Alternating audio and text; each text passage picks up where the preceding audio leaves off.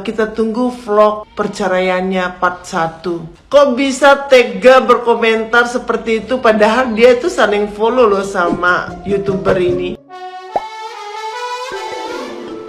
Disindir Kemal Palevi konten perceraian, begini reaksi Ria Ricis. Aduh, kenapa lagi nih? Viralnya isu perceraian Ria Ricis dengan Teuku Ryan ternyata membuat YouTuber Kemal Palevi ikut menanggapi pahitnya kehidupan rumah tangga mereka sebagai guyonan. Ria Ricis dikenal sebagai pembuat konten yang sering membagikan kehidupan sehari-harinya di media sosial dan YouTube, sehingga isu perceraiannya dengan Teuku Ryan turut dikaitkan netizen sebagai guyonan. Bahkan Kemal Palevi ikut membuat guyonan masalah perceraian Ria Ricis dan Teuku Ryan dengan sebuah konten video. Langsung saja nama Ria Ricis menjadi trending topik, ditambah komentar pedas netizen yang menganggap perceraian mereka hanya sebuah konten video saja. Menanggapi sindiran Kemal Palevi dan netizen, ternyata Ria Ricis membalasnya dengan tenang dan mendoakan kehidupan keluarganya bahagia selalu. Ria Ricis merasa sedih karena masih ada orang yang menyindirnya meskipun dia tengah menghadapi masalah rumah tangga. Jangan suka menghujat dengan asal bicara ya, gengs.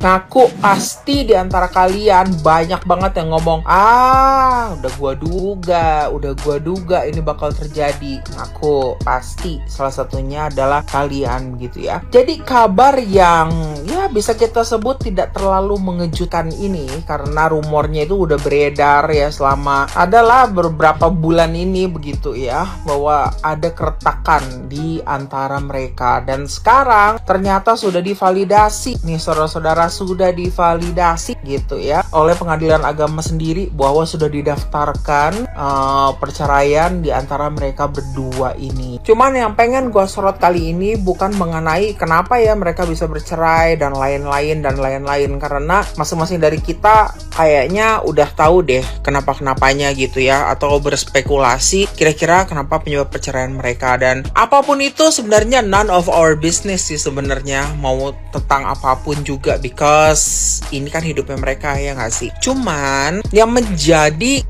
highlightnya gue adalah ketika berita ini muncul di ya kanal-kanal berita yang udah populer begitu, itu kan langsung diserbu ya komennya sama netizen. Yang gue rasa sayangin tuh adalah ketika ada orang yang lagi dilanda hal yang menyedihkan seperti ini, komen-komen netizen ini kok pada nggak sih, kayak nggak ada empati lah gitu. I mean like, untuk lo suka sama orang atau nggak suka sama orang, it's one thing, tapi ketika dia lagi merasakan kesulitan, gue rasa kita sebagai sesama manusia itu wajib untuk kayak saling support ya dan mendoakan gitu. Jadi tolong komen-komennya agak-agak dibikin baik gitu ya. Jadi jangan jahat-jahat banget gitu. Kayak misalnya malu kan udah bikin nikahan mewah-mewah kayak gini ujungnya. Terus tuh kayak misalnya memang dia kayak gitu sih orangnya, syukur deh kayak gini. Pokoknya jahat-jahat begitulah. Maksudnya gua, siapa sih yang mau cerai? Nggak ada yang mau cerai gitu ya.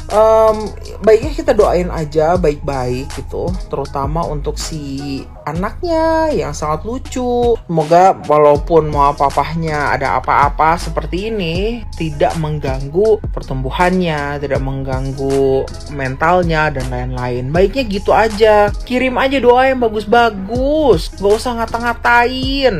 Oke, ya, jadilah good netizen. Gitu aja ya doaku untuk Kak Ria Ricis, juga Kak Rian ya.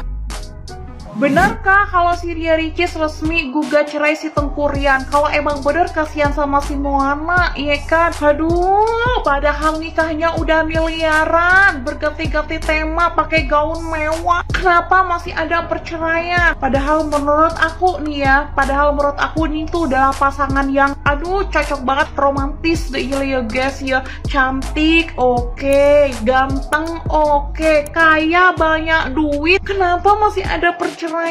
Padahal menurut aku nih, kalau udah berduit, udah banyak duit, bakal menjamin keluarga yang sakinah mawaddah warohmah. Ternyata tidak menjamin ya. Berarti kalau dilihat dari poinnya, carilah lelaki yang bertanggung jawab ya, bertanggung jawab lahir batin. Iyalah ya. Terus menurut kalian gimana nih tentang kasusnya Ria Ricis ini? Ain bukan Wow, gila banget gak tuh? Padahal lo tau sendiri gimana dulu waktu mesra-mesranya, terutama waktu nikah yang super glamor. Ditambah lagi tamu undangan yang juga gak main-main, terutama waktu itu ada Ustadz Hadi Dayat kalau gak salah. So, gue gak akan ngebahas dari sisi gosipnya, sensasional dia, tapi lebih ke ngedukasi, hal edukatif untuk para netizen budiman yang suka banget kadang iri lihat kehidupan orang lain di sosial media. Gue tau banget pasti banyak dari lu yang ketika lihat kehidupan orang di sosial media, terutama seleb TikTok, influencer, artis yang super bahagia, mesra, goals, couple goals banget, apalagi yang suka pamer-pamer biasanya itu ya, yang bikin lu kayak gila banget, gue pengen banget kayak dia, gue pengen banget kayak dia.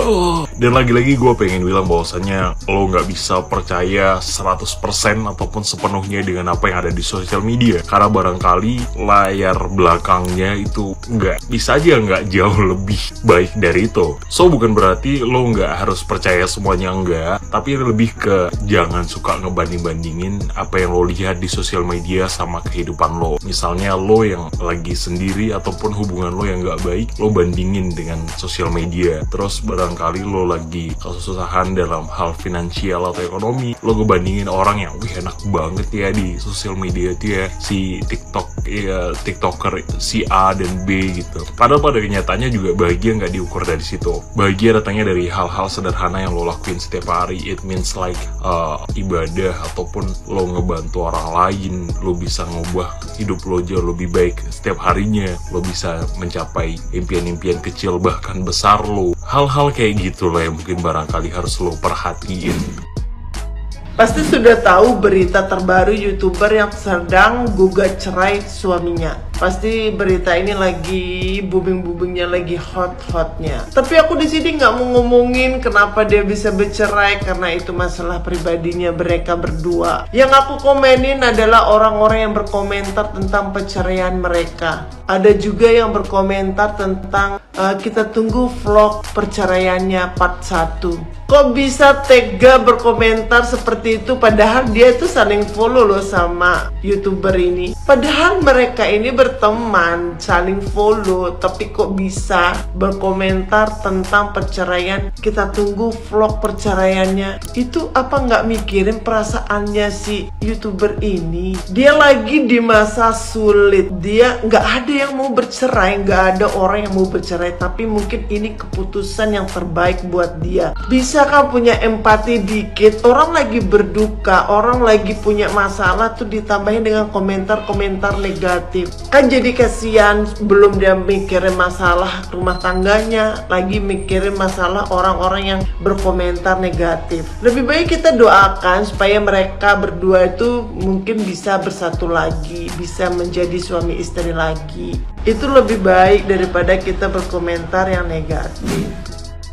Orang YouTuber menggugat cerai suaminya. Waduh, menurut dari artikel yang gue baca, mereka baru menjalani pernikahan selama 2 tahun dengan resepsi yang sangat mewah. Selain menggugat cerai, dia juga menggugat hak asuh anak dan nafkah kepada suaminya. Mereka akan menjalani sidang cerai pertamanya di tanggal 19 Februari nanti. Menurut Pengadilan Agama Jakarta Selatan, YouTuber ini menggugat cerai suaminya secara online dan alasannya sendiri tidak dikasih tahu secara pasti sama pengadilan tersebut. Sebenarnya, kabar keluarga mereka lagi nggak baik-baik aja ini udah lama kedengeran. Padahal seinget gua kayaknya waktu itu resepsinya mewah banget loh. Kalau nggak salah sih lebih dari 1M ya. Nikahnya aja di hotel bintang 5, souvenirnya aja emas. Kenapa ya kehidupan artis itu banyak yang cerai? Apa selain artis juga banyak, cuma nggak ke blow up aja? Ya semoga keputusan yang diambil sama si YouTuber ini keputusan yang terbaik deh buat dia. Kasihan anaknya aja sih. Dan satu lagi, semoga ini bukan konten ya, nanti malah konten doang lagi kayak konten pamit. Tapi kira-kira alasan mereka apaan ya?